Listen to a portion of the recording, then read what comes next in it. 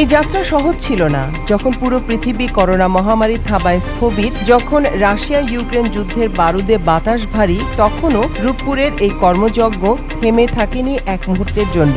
আন্তর্জাতিক মহলের হাজারো চোখ, কঠোর নিরাপত্তা বলয় আর কারিগরি শর্তের বেড়াজাল সব পেরিয়ে আজ আমরা চূড়ান্ত গন্তব্যে। হয়তো 16 এপ্রিল যখন কমিশনিং লাইসেন্স হাতে এলো, তখনই নিশ্চিত হয়ে গিয়েছিল বাঙালি এবার পরমাণু রহস্য ভেদ করতে প্রস্তুত।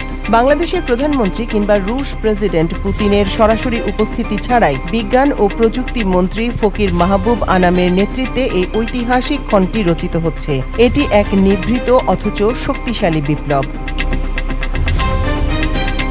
পদ্মা নদীর পাড়ে 12.65 বিলিয়ন ডলারের এই বিশাল মহাযজ্ঞে ব্যবহৃত হয়েছে রাশিয়ার অত্যাধুনিক VVER 1200 রিয়্যাক্টর। কিন্তু এই যন্ত্র চালাবে কারা?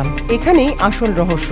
59 জন বাংলাদেশি বিশেষজ্ঞ আজ রাশিয়ার কঠোর প্রশিক্ষণ শেষে হাতে পেয়েছেন অপারেটিং লাইসেন্স। তাদের হাতের ছোঁয়ায় আজ প্রথম ইউনিটের চুল্লিতে জ্বলবে আগুনের শিখা, যা কোনো সাধারণ আগুন নয়, পরমাণুর বিভাজন থেকে তৈরি হওয়া এক অনন্ত শক্তির উৎস।